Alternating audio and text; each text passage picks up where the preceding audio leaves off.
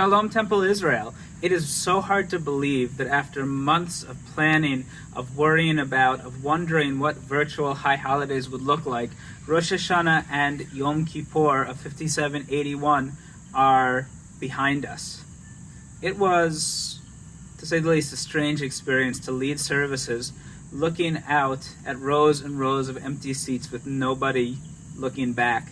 But I so appreciated the messages that I got from many of you after Rosh Hashanah and Yom Kippur, talking about how meaningful you found services this year, how connected you found yourself both to the prayers and to other members of the community and to the clergy who were there in the sanctuary. Some people even said that, free of the distractions of other people around you, you were able to focus on the prayers more and have more of a religious experience.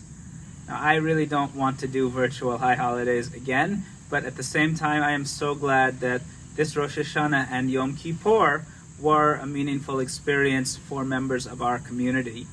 Now that the high holidays are over, we turn to Sukkot, and I am in my backyard standing in front of the frame of my sukkah. I came out the morning after Yom Kippur and started to build it, as is traditional. Some people will even go home, and as soon as they break their fast, start to put the sukkah together. The idea is you start the year off on the right foot. As soon as the high holidays are over, you turn to Sukkot.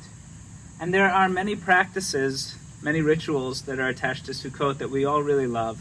And unfortunately, one of my favorite is one that we can't do this year for real, and that's Ushpizin, the idea of guests. Sukkot is a holiday to spend with other people, family, friends, new people who you want to get to know better. And we're instructed to invite two types of guests into our sukkah: actual people who we want to speak to, and ushpizin, the Aramaic word for guests. And these are spiritual guests or imaginary guests. And each night of Sukkot has a pair of ushpizin who we invite over symbolically. For example, on the first night, we would invite Abraham and Sarah into our sukkah. Or later on, we would invite Moses and Miriam, or Ruth and David, into our sukkah. And we believe that, like Elijah, on Passover, they move around from sukkah to sukkah, visiting the different Sukkot. This year, obviously, it's going to be a little bit different. Even though we don't have services at Temple Israel, I'm really excited that we have a sukkah that is standing in front of the temple, and a big thanks to our youth director, Alan Jonathan, who built it pretty much all by himself. Not an easy feat. And you can reserve space in that sukkah. We have spots available throughout the holiday when you can come with your family and fulfill the mitzvah of sitting in the sukkah, of eating something in the sukkah, of looking up at the sky through the schach and seeing the stars.